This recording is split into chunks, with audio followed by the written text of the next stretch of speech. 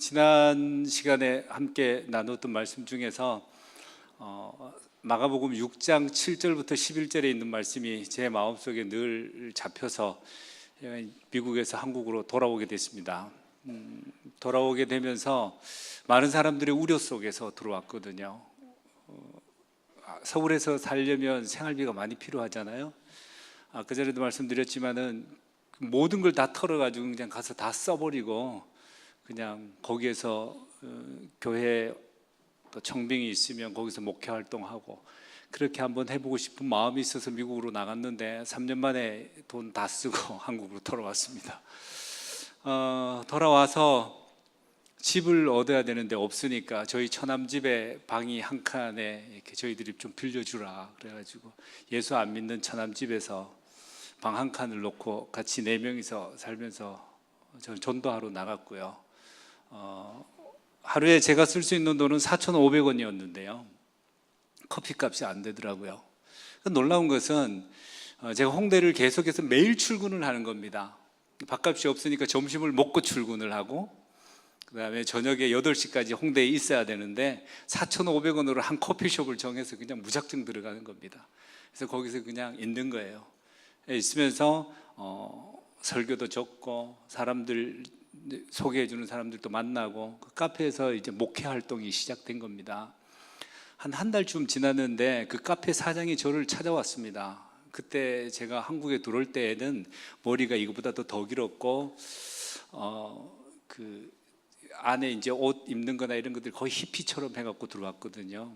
그래서 이게 부츠이 만한 거 신고 카페에 앉아갖고 매일 무슨 전화기 하나만 놓고 거기 아시잖아요. 아이폰은 그 안에 컴퓨터 기능이 되잖아요. 그래서 그 안에서 설교를 준비하고 계속해서 하고 있는데 너무 안 돼 보였는가 저녁 때 돼도 밥 먹으러도 안 나가고 이 사람이 꼭 8시 되면 또 퇴근을 해요. 그러니까 저를 부르더니만 그런 얘기를 하더라고요. 도대체 목사님이시라고 주변에 사람들이 얘기하는데 뭐 하시는 분이냐고. 그래서 지금 목사 맞다고 그랬죠.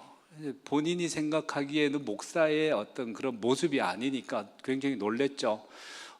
그래서 제가 얘기했어요. 저는 대한예수교 장로회 합동측 목사고 총신 94회 졸업했고 2단 아니고 보수적인 교회에서 교육신앙훈련 받았고 지금도 제 마음에는 굉장히 보수적이다. 단지 내가 전도하고 싶은 욕심에 머리도 좀 기르고 옷도 이렇게 입고 다닌다. 그렇게 얘기했더니만 그럼 여기 왜 왔냐요.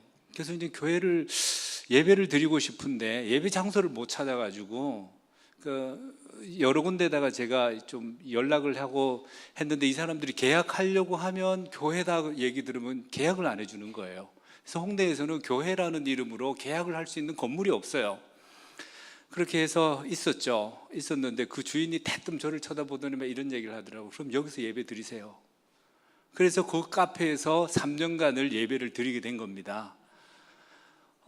제가 한국에 들어올 때에 내가 목회자로서 누군가의 후원을 받고 그리고 또 후원을 받은 그 후원으로 교회를 건물을 얻고 그 다음에 내 생활을 하고 하는 것을 일단은 없애버리고 나도 그냥 신자로서 신앙인으로서 정말 너희는 성령이 너희에게 임하시며 너희는 가서 사람들을 제자 삼고 세례를 주고 교회를 만드는 일에 대해서 가능한가에 대한 의문점이 굉장히 많았습니다. 그래서 목사로서 교회에서 주는 생활비를 배제하고 그리고 다른 사람으로부터 후원을 들어오는 것을 끊고 그러면 내가 정말로 우리 청년들처럼 직장생활 하면서 교회를 개척해서 과연 될까? 만일에 이게 안 된다 그러면 제가 청년들한테 너희들도 교회고 있는 자리에서 예배하고 사람들에게 복음을 전하고 소그룹을 만들고 그곳에서 성경을 가르치고 예배를 드려야 되라고 말을 못 하겠더라고요. 그렇겠죠. 그래서 그것을 모두 다 끊고 가능한가를 한번 해보기 시작한 거예요. 그런데 거기 예배 장소가 생긴 겁니다. 돈 한 푼도 안 내고.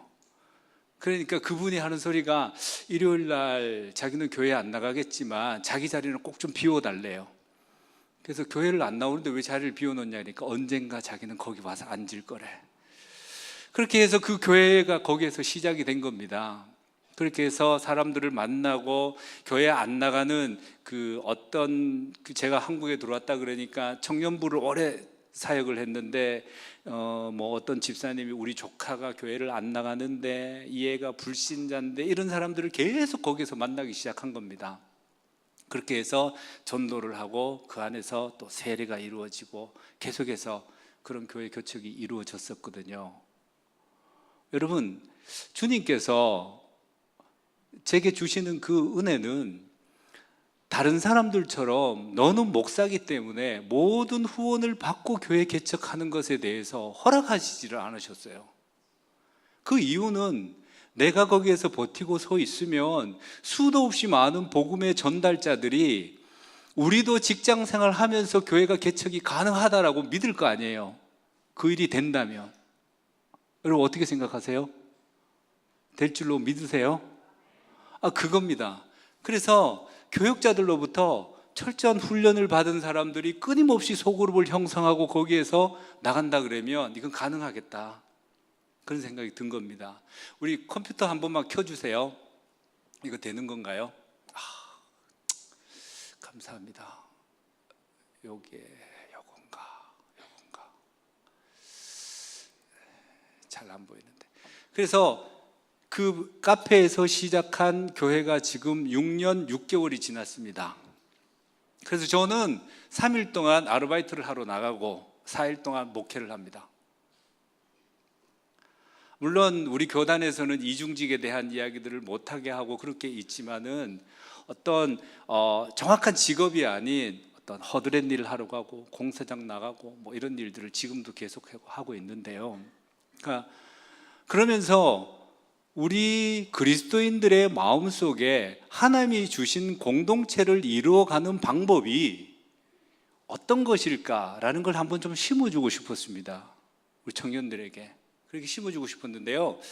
그래서 계획 짰던 모든 일들을 하나씩 시작하기 시작한 겁니다. 오늘 사도행전에 나와 있는 이 본문은요, 사도 바울이라는 분이 아시죠? 사도 바울, 우리에게 마음의 부담을 굉장히 많이 주는 분이잖아요.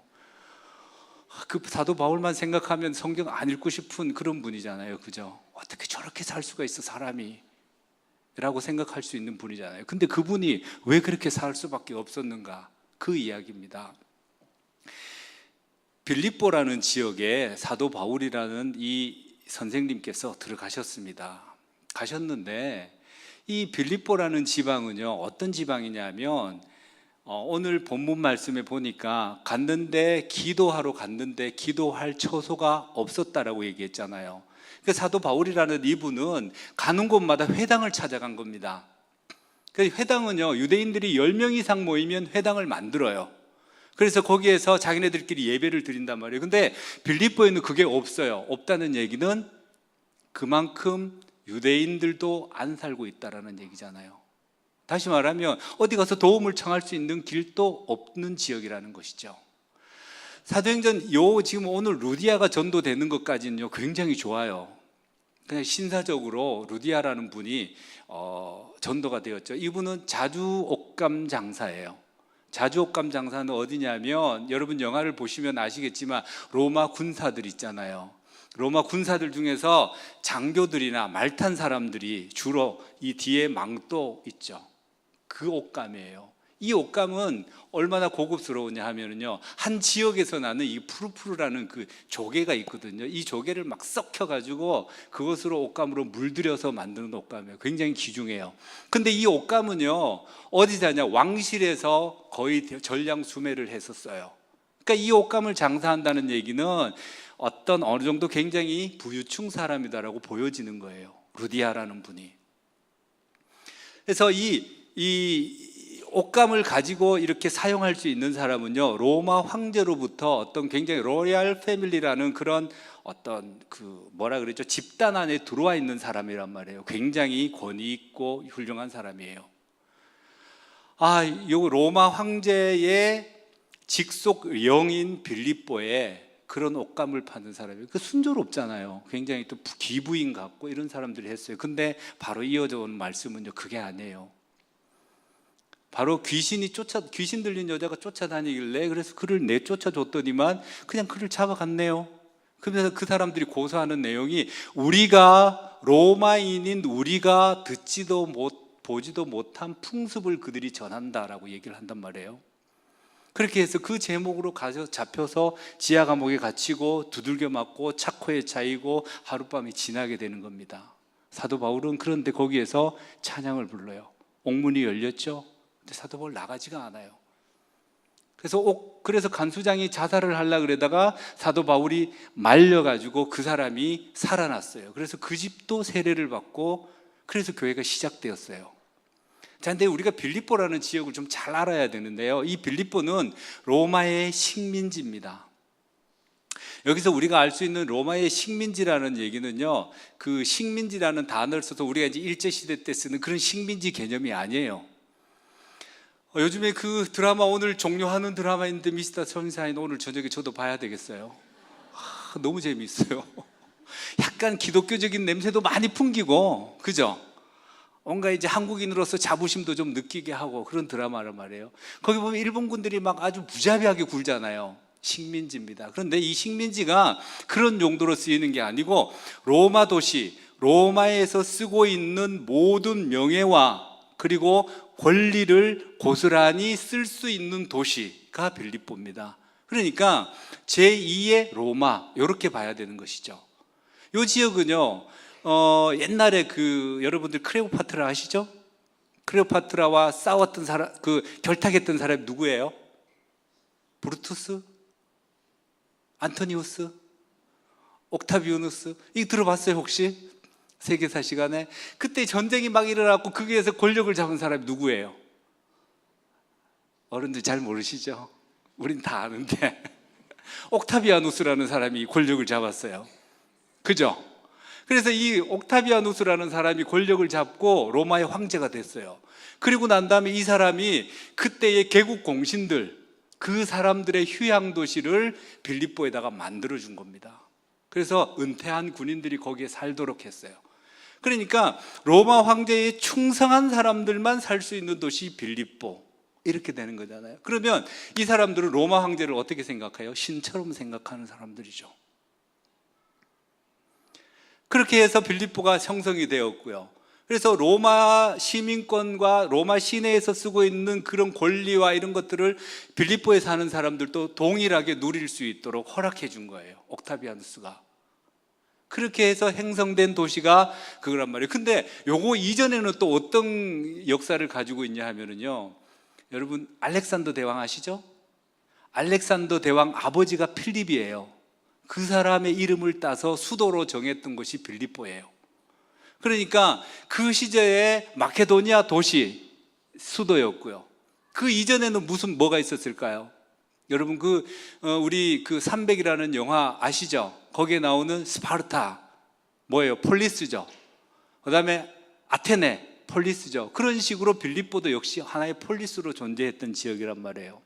그러니까 자기네들끼리 결속력이 굉장히 강하고 이쪽 지역에는요, 로마의 전체가 가지고 있는 뭐라 그럴까요? 로마 전체가 누리고 있는 그 모든 것을 통틀어서 가지고 대표할 수 있는 것은 피스, 평화하고 팍스라고 얘기하는데요, 평화와 명예예요. 그래서 명예를 실추하는 사람은 추방하거나 죽여요. 그리고 평화를 깨는 사람도 죽여요. 근데 여기서 말하는 평화는요, 로마 군사력에 기초한 평화란 말이에요. 그래서 로마에 대적하는 사람들은 무자비하게 죽여요. 근데 로마에 협조하는 사람들한테는 평화를 줘요. 그래서 명예와 평화가 로마 전체가 가지고 있는 뭐라 그럴까요? 화두란 말이에요. 근데 이 빌립보 지역에 사도 바울이라는 이 선생님이 들어갔어요. 어디에서 들어갔냐 하면 아시아 쪽에서 들어갔어요. 여러분 다운타운과 업타운에 대해서 한번 얘기해 볼게요. 여러분 사람들이요, 이렇게 다운타운으로 몰리는 경향인데 다운타운에 있는 사람들이 업타운으로 내려오는 경우는 별로 없거든요. 문화도 마찬가지예요. 지금 우리가요, 미국에 가서 선교사로 활동을 할 때 백인들을 대상으로 해서 전도를 하면 전도를 받아줄까요? 왜요? 왜 안 받아줄까요? 그건요, 그들이 더 우월한 문화를 가졌다라고 생각하기 때문에요. 그 마찬가지예요. 아시아에서 활동하고 있었던 사도 바울이라는 분, 이분은 유대인이에요. 이 사람들이 명예와 그리고 부와 권력과 아주 똘똘 뭉친 자부심을 가진 빌립보에 딱 들어갔을 때에 어떤 충돌이 생길까요? 그리고 귀신을 내어 쫓아주면은요, 너무 감사할 거 아니에요. 그 사도 바울에게 사례를 해야 되는 거 아니에요? 아, 당신 정말 우리 집에 종 귀신을 쫓아줘서 감사하다는데, 그 사람은요, 그 여자를 통해서 돈을 벌고 있었기 때문에 쫓으면 안 돼. 그러면서 고발한 게 뭐냐면, 로마인인 우리의 평화를 깨트린 사람이다. 그것도 어디에서? 아시아에서 온 무식한 인간이. 이렇게 해서 고발이 된 거란 말이에요. 이 빌립보 지방, 요렇게 되어서 형성되었는데, 근데 이 빌립보에 교회가 세워졌어요. 교회가 세워졌는데 이 자주장사 루디아는 더 이상 이름이 안 나와요. 계속해서 지속적으로 안 나와요. 여기서 끝. 이름이 안 나와요. 이유가 뭘까요? 이 로마 시대에 그 빌립보의 지방에서 살고 있는 사람들은요, 이 조합이라는 걸 형성해서 장사를 했대요. 어떤 거냐면, 자주장사를 하면 자주장사하는 사람들끼리의 조합이 있겠죠? 조합이 있는데 그 조합은요, 조합 내에서 믿고 있는 우상이 따로 있단 말이에요. 황제를 섬긴과 동시에 자기네들이 믿고 있는 바 우상이 따로 있어요.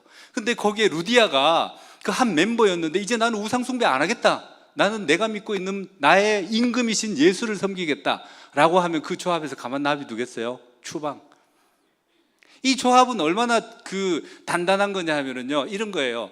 그 사람들이, 조합 안에 있는 사람들끼리는 서로 간에 가게를 차릴 수 있으면 가게를 차려주고, 물건을 무상으로 대줄 수 있으면 무상으로 대줘서 이 조합 안에 들어온 사람들이 가지고 있는 명예와 자부심을 갖고 살 수 있도록 만들어준단 말이에요. 어쩌면 우리 왜 요즘에 보면 S사 그러면 이렇게 사 배지 있잖아요. 요즘에는 잘 안 달고 다니던데, 제 어렸을 때요, 그 무슨 K 국자로 시작하는 그 은행 있잖아요. 그 은행 배지 달고 다니는 사람들은 굉장히 자부심이 강했었거든요, 은행원들. 근데 지금은 우리 회사 배지 달고, 회사 다니시죠? 학생인가 아직? 학교 다니시는 분들은 자기 학교 자부심 때문에 학교 배지를 딱 달고 다니신 분이 있나요? 요즘에는 예전에 저희들 때는 학교에 자부심이 있어갖고 뒤에 무슨 대학 과잠 막 열심히 입고 다녔는데, 요즘 과잠 안 입고 다니더라고. 왜 그래요? 그만큼 그 안에 있는 자부심이 없잖아요. 근데 이 사람들은 그 자부심이 굉장히 강해서 똘똘 뭉쳐 있어가지고 이 공동체에 해가 되거나 누가 되는 일은 절대로 하지 않는다라는 스스로의 결심을 하는 거예요. 제 군대 생활 청와대에서 했거든요. 저희 부대 사람들은 한 사람이 나가면 진짜 혼자 딱 걸어갈 때 그 권위 있게 근엄하게 걸어다녀요. 휴가 나가도 그냥 뭐 군복 입고 막 이렇게 빼내 갖고 다니면서 뭐 술 마시고 다니거나 술 취해서 다니거나 모자 벗고 다니고 절대로 하지 않아요. 근데 두 사람이 딱 가잖아요. 그러면 열을 맞춰서 걸어. 네 사람이 가잖아요. 오와 열을 맞춰서 걸어. 휴가 가는데. 저희는 그때 그랬거든요. 왜냐하면 우리 부대가 가지고 있는 명예 때문인 거거든요. 근데 이 조합이라는 게 그런 거예요. 그래서 이 안에서 코이노니아가 이루어져요. 이 사람들은 서로 간에 돌봐주고 서로 간에요. 근데 교회에서 우리가 코이노니아라는 단어를 쓰잖아요. 그죠? 코이노니아 쓰죠? 안 들어봤어요? 코이노니아? 들어봤죠? 근데 이 코이노니아라는 단어를 거기에서 차용해서 가지고 왔단 말이에요. 그렇게 해서 교회 안에서 코이노니아를 사용하게 되고 코이노니아를 쓰게 돼요. 뭐예요? 명예예요. 근데 이 루디아라는 분이 그 안에서 조합원에서 같이 있는데 다른 임금을 섬기네? 어떻게 되겠어요? 추방되겠죠. 그래서 나온 사람들은 어떻게 돼요? 조합에서 장사를 못하니까 경제적으로 가난해지는 겁니다. 그러면서 빌립보 교회에 사는 사람들의, 성도들의 생활상이 급격하게 나빠지기 시작하는 겁니다. 그리고 세 번째로는, 이 사도 바울이 지금 처음 시작해갖고 전도해서 루디아도 그리고 또 간수장도 해서 예수를 믿고 교회가 형성이 되었는데, 이 사람들은 믿고 있는 바 자기의 신이 자기를 보호하고 자기의 신과 황제를 열심히 섬겼더니만 우리에게 이런 빌립보에서 편안한 삶을 살도록 해 주었다라고 그렇게 믿고 있는 그 사람들에게 사도 바울이라는 우두머리잖아요, 대장이잖아요. 이 사람이 로마 황제에게 잡혀가서 감옥에 갇혔네. 그러면 사람들이 어떻게, 우리의 신은 우리를 보호할 수 없는 건가? 분열이 생겨요. 그리고 조합이라는 것이 생기면은 그 조합의 일원이 될 때에는요, 그거잖아요. 사람들을 검증해서 들어온단 말이에요. 받아들여줘요. 그럼 받아들여지는데 거기에는 대체적으로 생활 수준이 어느 정도, 그 다음에 어느 고향 사람들, 혹은 또 무슨 조건, 조건, 이런 게 많겠죠. 그런데 교회라는 걸 생각해 보세요. 교회는 빌립보에 살고 있었던 노예로 있었던 사람들도 오고요. 그 다음에 조합장이었던 사람도 올 수도 있고요. 그 밑에서 일했던 사람도 올 수 있고요. 그 다음에 군인이었던 사람도 올 수 있고요. 다 와요. 근데 이 사람들이 들어와서 보니까 하인들과 같이 예배를 드려야 되고 같이 동성을 해야 되고 그 안에서 오는 계급 간에서 갈등과 이런 많은 이야기들, 빌립보 교회가 처음의 시작은 그렇게 사도 바울이 가서 전도해서 시작했는데 시간이 지날수록 이런 문제들이 굉장히 많이 생기기 시작한단 말입니다. 여러분, 여기 안에서 코이노니아가 이루어지겠어요? 코이노니아가 이루어지려면 어떻게 해요? 가진 자는 안 가진 자처럼 바닥으로 떨어져야죠.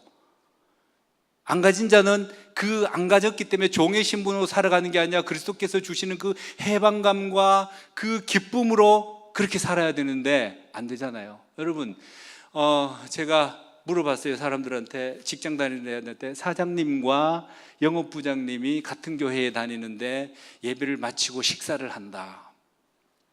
같은 테이블에 앉았다. 숟가락은 누가 놓을까? 아이, 뻔하죠. 누가 놓겠어요? 부장님. 사장님, 그냥 앉아 계세요. 이러지 않을까요? 이런 문제들이 빌립보 교회 안에 계속해서 일어나는 겁니다. 자, 이럴 때 이런 상황이에요. 그러면 우리 청년들은 안 그런가? 우리 여러분, 성도 여러분들은 안 그러신가? 우리는 그럼 어떤 사회에 살고 있는가? 그죠? 그런데 이런 사회 속에서 내가 복음을 믿고 있는 신앙인의 한 사람으로서 던져졌을 때 나는 무엇을 가지고 살아야 되는가? 이게 많이 생각되지 않겠어요, 여러분? 근데 제 마음속에 그게 생겼던 겁니다. 정말로 나는 사회인의 한 사람으로서 사회에 적응할 수 있는 사람인가? 오랫동안 목사로서, 교육자로서 교회 안에서 생활을 했던 이 모든 것을 다 덜쳐버리고 사회인들처럼 살 수 있고 사회인들이 행동하는 것처럼 행동하고 그 안에서 내가 가지고 있는 진리를 표방할 수 있는가? 이 마음이요, 제 마음을 너무 많이 때린 겁니다. 두벌 옷을 가져가지 말라 그랬는데 청년들도 두벌 옷 없는 사람들 많은데 그들과 같이 생활하려면 그들이 직장 생활하는 것만큼 나도 일해보고 남는 시간에 나도 성경을 읽어야 되고 남는 시간에 나도 기도해야 되고 해야 될 거 아니에요.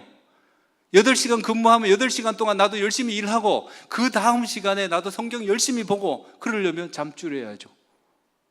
그러려면 남들하고 같이 노는 거를 줄여야 되겠죠. 그러려면 남들이 하는 거를 줄여야 되겠죠. 이렇게 나도 한번 해보자. 그렇게 시작해서 한국으로 들어온 겁니다. 빌립보 교회처럼 그런 상황 속에 떨어져. 한국에 들어오니까요, 아무도 안 알아줘요. 미국에서 저 박사학위 받았거든요. 오니까요, 무슨 박사학위, 무슨 박사예요. 그냥 히피예요, 히피. 먹을 거 누가 주면 감사하고, 먹을 거 안 주면 그냥 배 골고, 그거예요, 그냥.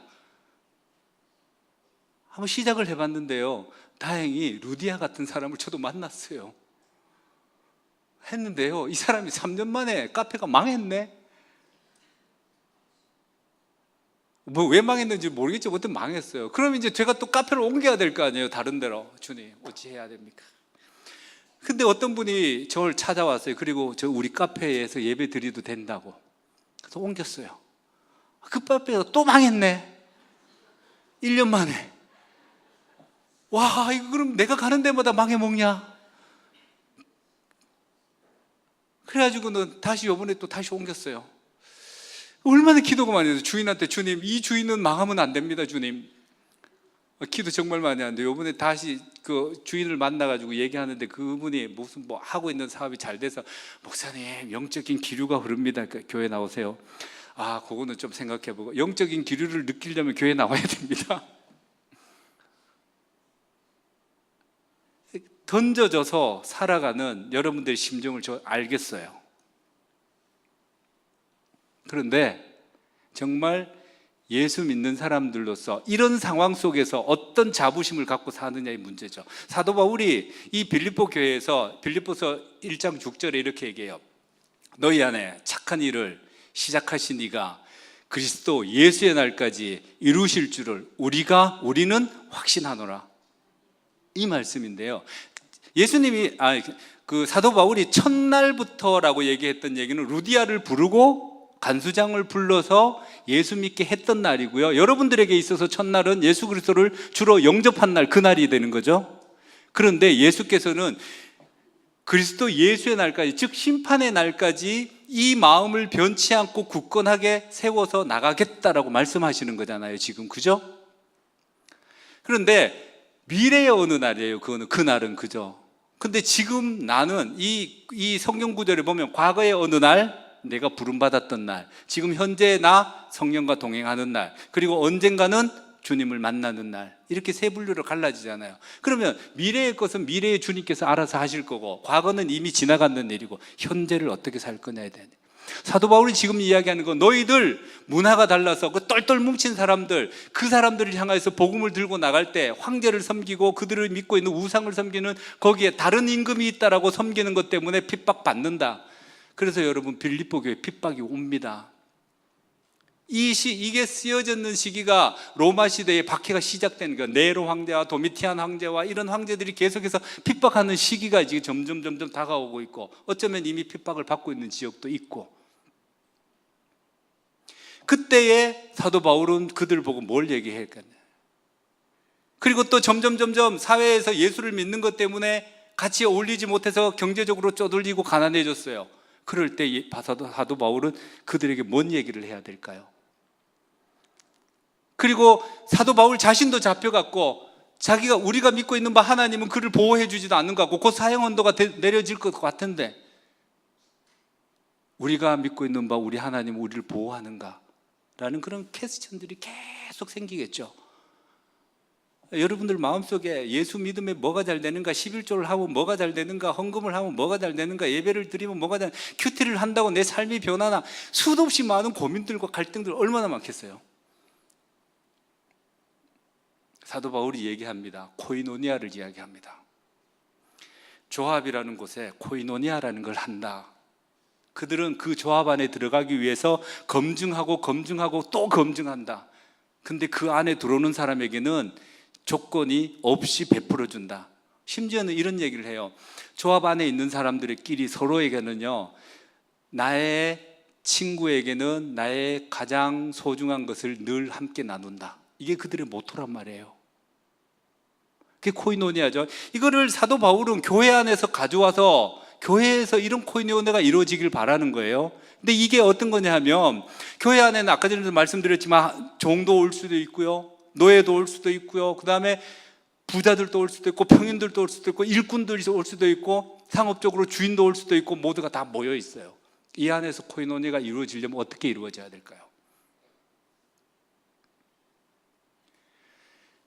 너희들이 하나님으로부터 구원받은 백성인을 잊어서는 안 된다. 첫날부터 너희에게 착한 일을 행하신 이라고 얘기했는데, 첫날부터 착한 일, 그 착한 일이잖아요. 이 유대인들이 쓰는 대체적인 단어 중에 하나님께만 붙여야 되는 단어가 있어요. 그것은 바로 선하신 분, 선하신 선생님이요 라고 얘기하니까, 예수님께서 선한 선생님은 하나님께만 붙이는데 네가 왜 나한테 선한 선생님이라고 얘기하냐라고 되물어요. 그다음 이 선하다, 착하다, 이건 같은 얘기인데요. 이 단어가 어디에서 쓰여지냐면, 주님께서 천지를 창조하실 때에 태양을 만드시고 하늘을 만드시고 땅을 만드시고 보이기에 좋았더라. 이게 선하시다라는 뜻이에요. 그리고 사람을 만드시고 난 다음에 보기에 심히 좋았더라. 거기에서 쓰는 그 선하심의 이야기거든요. 그렇다는 얘기는 주님께서 이 빌립보 교인들을 하나님께로부터 구원을 받고 그 사람들을 봤을 때 선하게 다시 만드셨다는 얘기잖아요. 뭐요? 부활의 생명 있는 사람으로, 죽음에서 부활의 생명 있는 사람으로 만드셨다는 거잖아요. 그 하나님의 은혜 때문에 내가 가지고 있는 직책을 버리고 코이노니아 할 수 있느냐? 내가 가지고 있는 세상의 권력과 세상에 있는 직분을 버리고 코이노니아 할 수 있느냐? 내가 가지고 있는 그 모든 것을 다 버려놓고 그 사람들을 향하여서 나의 주님이 나를 사랑하셨듯이 사랑하는 그 형제를 향하여서 나는 나의 가장 귀중한 것을 그에게 줄 수 있다라고 말할 수 있느냐? 여러분, 얼마나 명예롭겠어요. 그 코이노니아 하는 그 사람들끼리는 자기들끼리 조합들끼리 그 다음에 또 명예를 갖고 하잖아요. 로마군들이요, 그 전쟁터에 나가가지고 싸움을 할 때 말 탄 사람들이 뒤에 이렇게 망토 이렇게 너리트는 거 보셨죠? 그 망토 너리트는 거 보면요, 땅에 줄줄줄줄 끌리잖아요. 그 비 오는 날도요, 그 망토 줄줄줄 끌려도 그 사람 그거 이렇게 벗고 싸움하는 거 보셨어요? 영화에? 안 하죠. 왠지 아세요? 로얄 패밀리라는 자부심이에요. 그걸 차고 있으면요, 물이 비가 와서 비가 맞거나 하면은요, 이게 얼마나 무겁겠어요. 축축 당기는데도 불구하고 칼로 싸우면서 그건 절대로 풀질 않거든요. 죽을 때까지.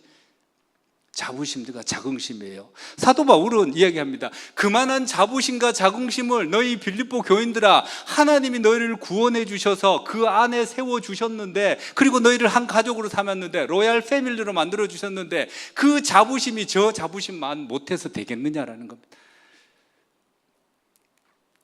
우리 공동체가 회사의 그 어떤 회사보다도 더 큰 자부심을 갖고 살아야 되는 거 아니겠어요? 더 명예로워야 되는 거 아니겠어요? 우리는 하나님의 부름을 받았는데. 그 사람들은 검증해서 그 안에다가 막 집어넣고 난 다음에는 내 거 다 줄게, 네 장사해봐, 막 실패해도 내가 또 줄게 그러는데, 우리 안에 있는 하나님의 패밀리로서의 가족들끼리 모였는데는요, 그렇게 안 한단 말이에요. 사도 바울은 코이노니아라는 단어를 외부에서 차용해서 가지고 들어와서 교회 안에 썼어요. 근데 쓰면서 뭐라고 했냐면, 이 코이노니아는 그들하고 다르다. 그들이 원하는 만큼의 수준이 되어야만 같이 코이노니아를 하지만, 우리는 종들도 같이 코이노니아하고, 우리는 실패한 자들도 같이 코이노니아하고, 우리는 없는 자들도 같이 코이노니아하고, 다 할 줄 안다. 이 자부심이 저 자부심을 이겨낼 수 있다. 이 자부심이 로마의 칼을 들여대도 내 죽지 않을 만큼의 자부심으로 과감하게 내가 순교할 수 있다. 이 자부심이 그 사람들과 대결해서 우리가 상업적으로 다 뺏겨서 내가 가난하게 되었다 할지라도 이 자부심만큼은 내가 잊지 않고 예수를 버리지 않는다. 이 자부심이 내가 가진 자지만 종과 같은 종된 사람들을 향하여서 무릎을 꿇을 수 있다. 얘기잖아요. 우리가 가지고 있는 공동체의 자부심은요, 다 사라지고 없는 거예요.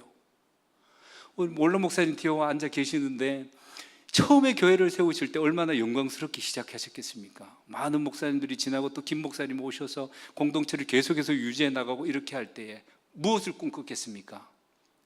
하나님의 자녀로서의 공동체, 코이노니아 하는 공동체, 우리 안에서 서로를 섬겨주는 공동체, 우리 안에서는 내가 저 사람을 끝까지 책임진다라는 그 공동체에 대한 소명, 감사, 기쁨, 그리고 우리 안에끼리에 뭉친 것이 아니라 우리가 가지고 있는 이 명예로움 때문에, 이 자부심 때문에 다른 사람들 향해서 내가 어떤 형태든지 그 사람들 꼿꼿하게 머리를 들고 나가서 그 사람들에게 내가 가지고 있는 예수에 대해서 당당하게 전할 수 있는 그 자부심, 우리 교회가 그걸 회복해야 되는 건데, 여러분 오늘 요 청년들이 요 중간하고 이렇게 앉아 계신데, 여러분 교회에 대해서 얼마만큼 자부심을 갖고 계세요?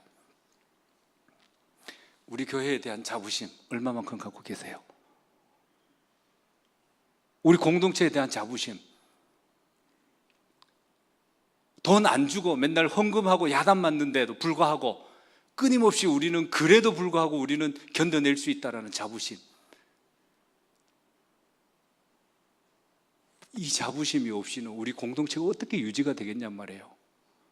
사도 바울은요, 너희 안에 착한 일을 시작하신 이가 그리스도 예수의 날까지 이루실 줄을 우리가 확신하노라라고 얘기하면서 굉장히 부드럽게 이야기했지만은요, 그 코이노니아라는 그 단어를 가져와서 이 교회에다가 탁 놓으면서 우리가 그 자부심으로 살자. 내가 죽든지 살든지 그리스도의 영광을 위해서 살 수 있는 이유는 나는 그 자부심 때문이다. 그 영광스러운 것 때문이다. 지금 이렇게 얘기하면서 빌립보 교인들아, 우리가 그 영광스러움에 참여한 자들로서 자부심을 잊지 말고 살자. 저는 그 자부심이 있어요. 그렇기 때문에요, 공사장 가서 일해도 두렵지가 않거든요. 제가 3년 전에 공사장에서 일을 하다가 그 타카 있잖아요. 아시는 분들은 아마 이게 왜 벽에다 대고 티끌티끌 하고 못 박는 거예요. 그걸 가지고 얼마나 많이 쳤는지 여기 인대가 끊어졌네. 그래가지고 갔더니만 제가 손가락을 이렇게 물컵을 딱 들었는데 어느 날 물컵을 툭 떨어뜨려서 깨버렸어요. 그래가지고 이 손가락이 그때부터 힘이 없는 거예요. 그래서 병원에 갔더니만 요 손가락 힘줄을 이렇게 모아서 여기 딱 붙어 있는 여기 힘줄이 있대요. 알죠? 테니스 엘보. 거기가 끊어졌대요. 근데 거기가 이미 벌써 괴사가 됐대요. 그래서 그 근육을 잘라내고 당겨가지고 여기다가 막 뼈에다가 구멍을 막 뚫어가지고 그 뼈하고 같이 실로 다시 쨍쨍쨍 꿰매는 그런 수술을 했단 말이에요. 하고 난 다음에 무거운 걸 못 드니까 야, 이제 굶어 죽겠다. 제가 잘하는 게요, 전시회를 잘하거든요.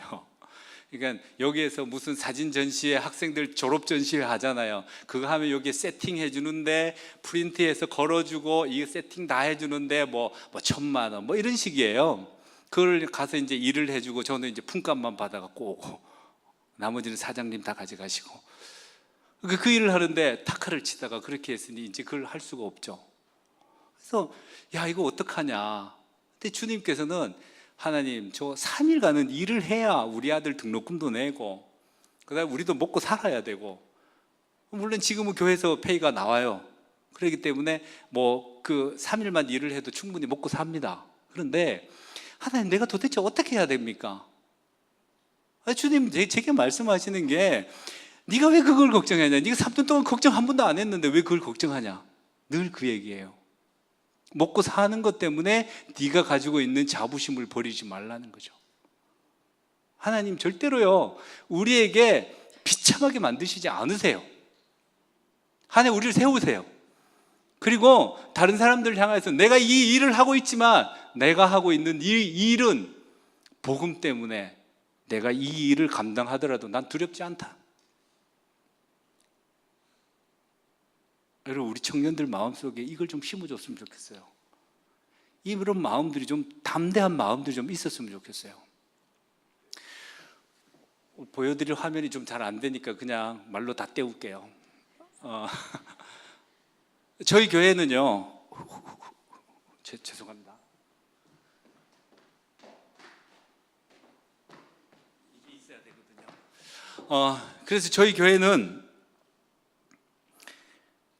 이렇게 얘기해요. 개인의 은사가, 저 개인이 하나님 내게 주신 은사를 통해서 교회가 어떻게 개척되어질 수 있는가에 대한 모델을 만드셨고요. 그리고 또 계속해서 하는 게 개인의 은사를 통해서 사람들에게 어떻게 복음을 전하고 그 사람들을 어떻게 제가 키워나가고 그 사람들에게 어떻게 도와줘서 그 사람이 또 전도하고 소그룹을 만들고, 물론 거기서 세례를 주거나 성찬을 하거나 하진 않아요. 그거는 제가 직접 갑니다. 하지만 그 외에 공동체를 이루고 한 교회를 이루고 네트워크를 이루어서 같이 교회를 이루는데 어떻게 할 수 있을까에 대한 고민이에요. 원래 들어서 저희가 생각하는 그거는요, 이겁니다. 전화기. 여러분 모두 거의 대부분 스마트폰 쓰시죠? 스마트폰의 하드웨어가 교회입니다. 그리고 스마트폰의 앞에 있는 어플리케이션이 개인입니다. 카카오톡을 누르면 카카오톡이 실행이 됩니다. 은사죠.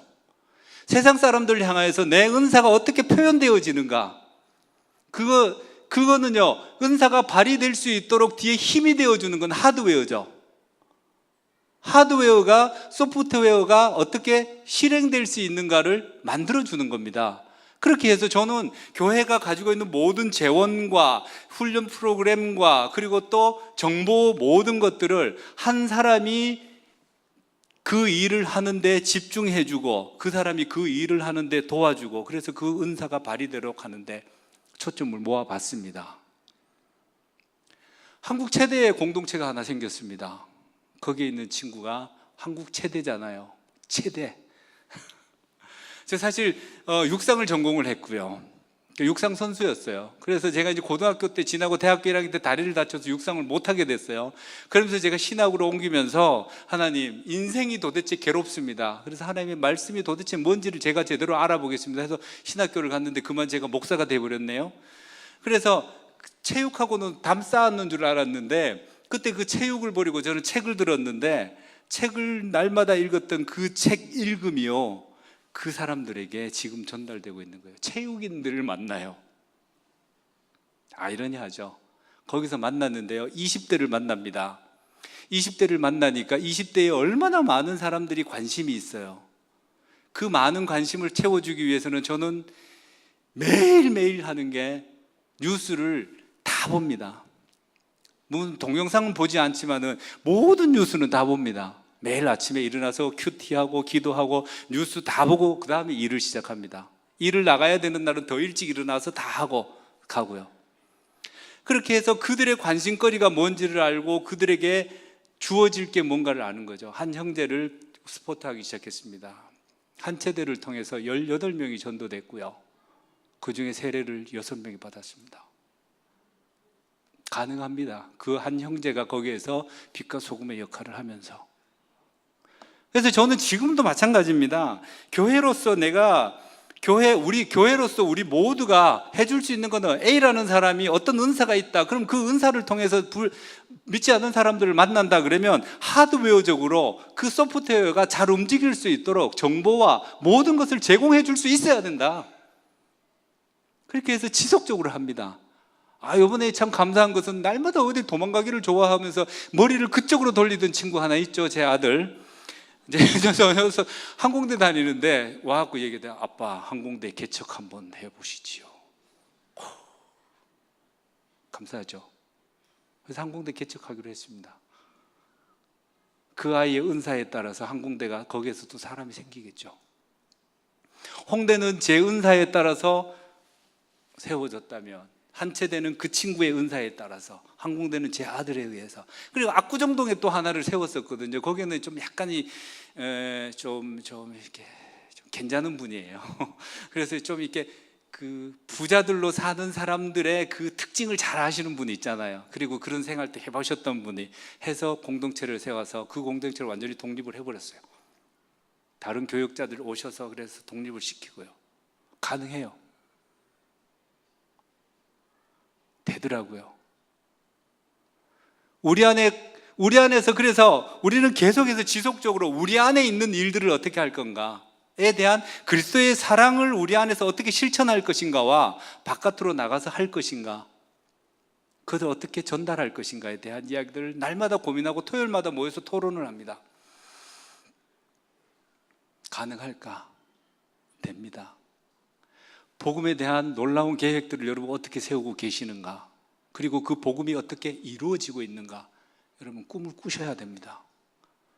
그리고 그 복음을 위해서 계획하고 실천하고 나의 은사가 무엇이고 하나님이 내가 A라는 사람을 만날 때 무슨 말씀을 하실지 모르니까 나는 그저 말씀을 읽고 묵상하고 준비하고 있고, 그리고 내 수첩에는 A라는 사람의 신상에 대해서 적고 그를 몇 번 만나고 나는 그에게 그를 위해서 어떤 기도를 하고 그를 위해서 무엇을 하고 나는 그에게 언제 말씀을 직접적으로 전하겠다. 좀 도전 한번 해보십시다. 좋은 공동체는요 그냥 생기는 게 아니에요. 우리의 자부심은요 그냥 생기는 게 아니에요. 내가 그 안에 소속되어 있다라는 확실한 정체성에서부터 시작하는 거죠. 여러분, 예수 그리스도께서 여러분의 구세주인 거 확신하십니까? 그렇다면 여러분 충분한 자격이 되잖아요. 한평생 우리의 삶에 앉아 있으면서 그냥 하나님 주신 은혜에 감사합니다 하고 예배하고 기도하고 다 좋습니다. 그리고 끝날 건가요? 아니죠. 주님은 우리들에게 가서 아버지와 아들과 성령의 이름으로 세례를 주라고 하셨고, 그리고 또 내가 가르친 것을 즉 가르쳐 지켜 행하게 하라고 말씀하셨는데, 거기에 왜 목회자만 부름받았다고 생각하세요? 저희 교회에 8가지 그 스테이트먼트가 있는데요. 그 중에 이게 있어요. 어떤 거냐면 목회자를 우리 교회의 유일한 목회자라고 생각하지 않는다. 그 대목이 있어요. 그 대목을 딱 설명을 할 때요 굉장히 어려웠어요. 또 하나는 우리는 목회자로부터 수혜를 받는 유일한 성도라고 생각하지 않는다. 무슨 뜻인지 아시죠? 목사가 너희들만 목양 안 할 거야 라고 얘기하는 거잖아요. 얼마나 기분 나쁘겠어요. 근데 그걸 알아듣더라고요. 우리 모두가 목회자입니다. 우리는 목회자만 바라보고 살지 않을 겁니다. 우리는 하나님을 바라보면서 그분이 시키신 일을 하고 공동체 안에서는 우리가 그것을 실천하는 데 사용할 겁니다. 이게 저희가 가지고 있는 스테이트먼트 중에 하나예요. 우리 계명교회는 그게 가능하잖아요. 다 갖췄잖아요. 저는 경상북도 지금은 영주시인지 영풍군인지 잘 모르겠어요. 저는 옛날에 그 영풍군에 있을 때 있었는데, 풍기읍이 저희들 제 시골 교회입니다. 풍기읍에 있는 풍기제일교회가 제 교회입니다. 그때 당시에는 한 300명쯤 되는데 지금도 한 300명쯤 되는 것 같아요. 고등학교 처음 예수를 믿고 교회를 나갔습니다. 집에서 쫓겨나고 설날 때 되면 들어갈 수가 없고 제사 때 되면 들어갈 수도 없고, 그럴 때 제 잠자리는 늘 지하의 기도실에 난로 옆에 거기에 있어요. 권사님들이 항상 제가 오기 전에는 주무시지도 않고 거기 난로 옆에 제 자리를 펴놓고, 어느 날 제가 문을 열고 쓱 들어갔더니 권사님 한 분 이렇게 얘기하십니다. 아유, 우리 아직도 잠은 안 돼. 애가 가가 아직 안 왔어. 제가 와서 누워야 자기들도 이렇게 주무시고 그러셨단 말이에요. 아침에 일어나면은 새벽 기도 하다가 너무 피곤하니까 못 일어나고 그러면은 담임 목사님이 가 몇 시에 들어왔냐고. 제가 어제 2시에 들어왔더라고. 어디서 왔냐? 학교에서 2시에 내려왔다. 그 깨우지 마라. 우리끼리 새벽 기도 하고 가자. 그리고 새벽 기도 다 끝나고 눈 뜨면 다 가고 아무도 없고. 그렇게 기도해 주시고, 그렇게 격려해 주시고, 그렇게 올바른 청년이 되기를 바라셨던 분들, 그 기도하셨던 분들이 저를 기도해서 키운 거거든요. 그러면 여기에 앉아있는 이 사람들은 누구의 기도를 통해서 자랄 수 있다고 생각하십니까? 누구의 후원을 통해서 자랄 수 있다고 생각하십니까? 누구의 관심을 통해서 자랄 수 있다고 생각하십니까? 우리가 쓰고 있는 돈의 10분의 1만 더 아껴서 이들에게 투자해 보십시오.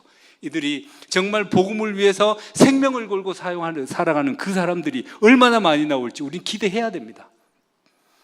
저희들 저 또래의 위로 3년 아래에 3년 6년에 목회자가 22명입니다. 그때만 그렇게 22명이 나왔습니다. 그 뒤로는 나왔는지는 잘 몰라요. 모임하는 게 요만큼이라서 제가 잘 모르겠는데 그 뒤로는 더 어떤 분들이 나왔는지 잘 모르겠어요. 그런데 우리 고 6년 사이에 있는 청년 22명이 지금 목회자로 일하고 있습니다. 여러분, 우리는요, 우리가 가지고 있는 이 첫날부터 시작하셨던 착한 일을 시작하신 그리스도의 그 영광스러움에 참여한 사람이고, 그날 주님 오시는 그날에 우리를 불러서 내가 너를 안다, 너는 패스, 분명 그 천국에 우리의 자리를 마련해 주시고 주실 거라는 확신을 하고 있는 사람들입니다. 그러면 우리가 이 땅에 있는 것을 위해서 기도하는 것을 그치고 영원한 삶을 위해서, 영원한 생명을 위해서 일꾼을 기르고 그 사람들이 나가서 복음을 전하게 하는 일에 우리가 최선을 다하는 것, 이것이야말로 우리가 지금 해야 되는 것 아니겠습니까?